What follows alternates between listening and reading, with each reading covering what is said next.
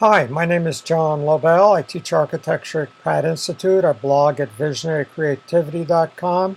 You can find out more about me at johnlobell.com. And this is a sketch for a lecture I'm going to do in a couple of weeks on my new book on creativity. Welcome to our talk on visionary creativity. My name is John Lobell. After speaking about my book, I'll be in discussion with Meredith Tenhor, then we'll have some questions, and then we'll take a break for snacks and book signing. So first about me and how I came to write this book. I studied architecture at the University of Pennsylvania with some interesting people. I'll show you in a moment. Worked in some interesting offices, Harrison and Abramovitz on the Albany Mall, Ulrich Franzen on New Forms of the Evolving City, which was a project on new urban technologies. I did some environmental sculpture, wrote several books, including one about Louis Kahn. I'm director of research for Timeship, a biotech research company and cryonics storage facility. I do MOOCs on Frank Lloyd Wright and some other architects at Build Academy. I do a weekly radio show on PRN-FM, interviewing interesting people. I blog at visionarycreativity.com. You can find out more about me at johnlobell.com. And you can follow me on Twitter and friend me on Facebook.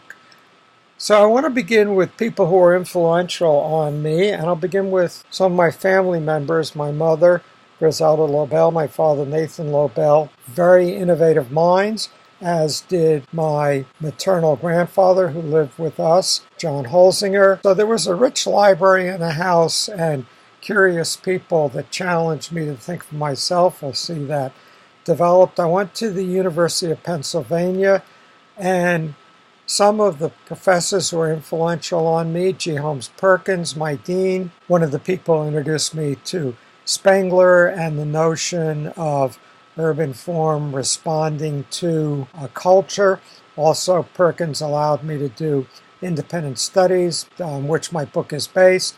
William Fontaine did almost an entire course on Oswald Spengler that was very influential on my thinking. Louis Kahn, about whom I wrote a book, Between Silence and Light, Robert Venturi, and I very much appreciated his rebellious attitude toward modern architecture. Denise Scott Brown taught us about modern architecture and city planning.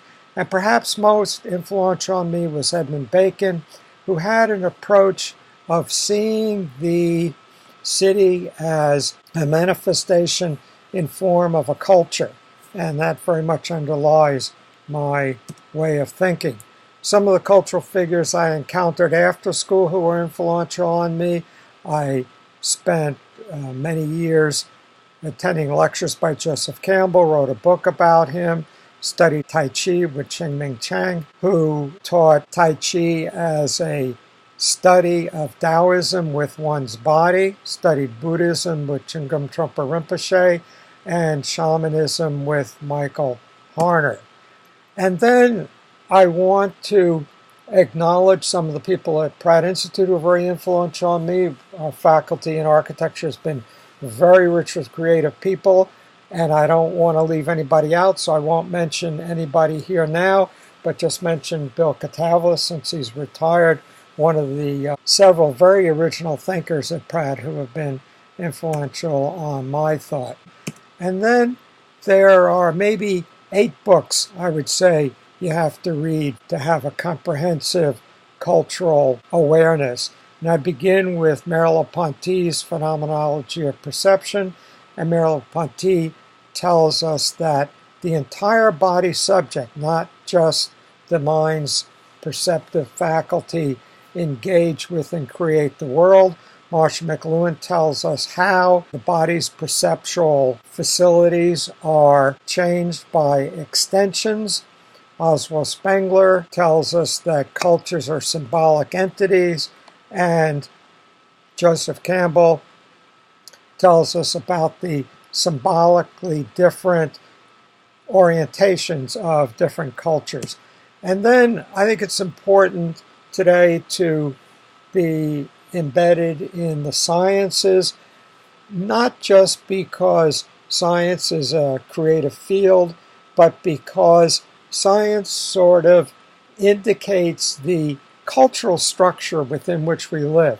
And that approach to science is very much brought home in Thomas Kuhn's The Structure of Scientific Revolutions. Then Nick Herbert describes the theoretical basis of reality of our time, quantum reality. Lynn Margulies, who we'll see again later, in her What is Life, shows the dynamic interconnectedness of living things, and Stephen Wolfram in A New Kind of Science shows us how the world is generated from simple rules. Now, there's another book here hiding behind Lynn Margulies' book, which is Erwin Schrödinger's What is Life? And in this case, this is a book that was very influential on some of the pioneers of discovering DNA, or the structure of DNA. And Schrödinger speculates that at the core of life is an information code, and that's very much going to be the way I look at reality today. So, that's some background. Now, what is visionary creativity, the subject of my book? There are lots of books about creativity. We'll look at a few in a moment, but most of them are actually about mastery. A few are about innovation, and there are some books about creativity, but seeing creativity embedded in its culture, which is how I see visionary creativity, is not very often done.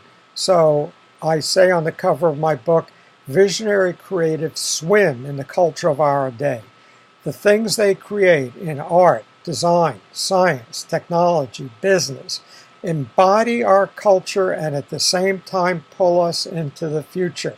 So now we have the word culture here. And how do we understand culture? Well, we're very much dominated at the moment by a materialist approach to culture that we see in Jared Diamond's Guns, Germs, and Steel. But I take a meaning approach, which we see in Campbell and Oswald Spengler. Similarly, we're very much dominated by materialist approaches to creativity, which see creativity in terms of neuroscience, psychology, sociology, memes, 10,000 hours. I'm going to suggest that it's much more useful to think of culture in terms of meaning, and I approach culture in terms of art, biography, story. We live in cultures. Cultures are meaning systems. Cultures create us, and in a virtuous circle, we create our cultures. Visionary creatives change cultures and thereby bring us new meaning systems, new worlds. And in so doing, they also destroy old worlds. So not everybody is happy about visionary creatives. People attached to old worlds don't like to see them done away with. Again, visionary creatives swim in the culture of their day and manifest in their work the spirit of their age. The things they create in art, design, science, technology, business embody that spirit and at the same time restructure our consciousness and pull us into the future. So to understand creativity, indeed to understand ourselves, we need a totally different model of reality than that of the materialist social sciences. A couple of quotes. Ortega y Gasset. The reality of history lies in biological power, in pure vitality, in what is in man of cosmic energy, not identical with but related to the energy which agitates the sea, fecundates the beast, causes the tree to flower, and the star to shine. This approach, which in the creative fields we can find very useful, is meaningless in the social sciences and psychology. They can't talk about cosmic energy. What is that? How do you measure it? How would you measure the change in cosmic energy in your rats after you run them through mazes? So this is a totally different world from the materialist world that we see in contemporary social sciences. Joseph Campbell writes, myth is the secret opening through which the inexhaustible energies of the cosmos pour into cultural manifestations. Again, energies of the cosmos. How would a social scientist measure that? And Van Gogh writes, wings. Wings to fly above life. Wings to fly above the grave and death. That is what we want, and I'm beginning to understand that we can get them. So again, an approach that is totally unmeasurable and therefore meaningless to today's social sciences. And from this point of view, though, in our architectural history, we can look at the Renaissance and see the emergence of an individual with a psychological interior self set in a uniform space and time as defined by perspective, and then placed in a landscape in the architecture of the day here, Palladio's Villa Rotunda, that places the human being in the center to measure all things. Contrasting that with 19th century fields, here we see Van Gogh's Starry Night, reflective of the energy field surrounding a magnet. And so a totally different world than that of the Renaissance.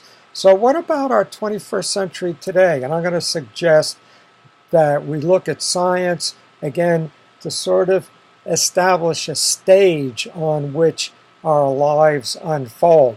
First, quantum entanglement, or Bell's theorem. From that, we understand that particles reflect each other even across the universe. All is entangled. Disturb one particle and the other is disturbed at the other end of the universe. Totally different notion of the space and time in which we exist than that of Newton. Symbiogenesis, a theory put forward by Lynn Margulis, the notion that life forms that once seemed discrete are unconnected, all exchanging DNA. And she presents a totally new explanation for evolution, contrary to that of Darwin's natural selection. Instead, the wholesale movement and exchange of whole genomes. And finally, genomics, the notion that simple rules build the rich universe in which we live. I love this quote from Stephen Wolfram. I think when I find the code that generates our world, it'll be just 6 lines. Totally new way of thinking about ourselves and our world.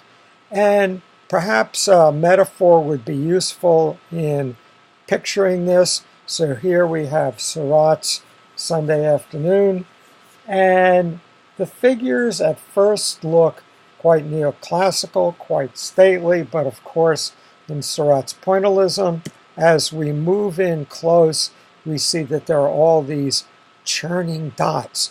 The world and we are clusters of interconnected fractal networks computationally generating themselves and each other. So I'm suggesting this is the nature of our 21st century world. Today's visionary creatives are natives of this world of clustered, interconnected fractal networks computationally generating themselves and each other. The things they create in art, design, science, technology, business make this world apparent to all of us. So if we look at someone like Mark Zuckerberg's Facebook, it's all built on the notion of networked interconnectedness. If we look at Carver Mead's theory of collective electrodynamics, he sees electrons not as individual objects, but as relationships. And Elon Musk's Tesla is not just about electric cars, it's about self-driving networks, a totally new vision of how we might organize our lives. So, becoming a visionary creative. We're in a school here. How might we educate visionary creatives if we dared? We are not sure how we feel about people like this, but suppose we were committed to that. So, a recent editorial piece a recent op-ed in the New York Times is titled How to Raise a Creative Child. Step 1, back off. So Adam Grant writes, they learn to read at age 2, play Bach at 4, breeze through calculus at 6, and speak foreign languages fluently by 8. Their classmates shudder with envy. Their parents rejoice at winning the lottery. But to paraphrase T.S. Eliot, their careers tend to end not with a bang, but a whimper. So this rat race education that we've been seeing prepares people who are, in fact, very successful in their disciplines, but tends not to prepare people who will challenge and change their disciplines. So instead, let's look to Friedrich Nietzsche, The Three Metamorphoses of the Spirit, from Thus Spoke Zarathustra. And Nietzsche writes of how the spirit becomes a camel. And the camel says, put a load on me, taking on the load, the discipline, the knowledge of its culture and its discipline. And then the camel becomes a lion, and the lion's job is to destroy established worlds, and then finally the lion becomes a child whose job is to create the new. So the spirit kneels down like a camel waiting to be loaded, taking on its culture. We read from Woodrow Wilson, it is the business of a university to impart the right thought of the world, the thought through which it has tested and established the principles which have stood through the seasons and become at length part of the immemorial wisdom of the race. In other words, Wilson ends with the camel.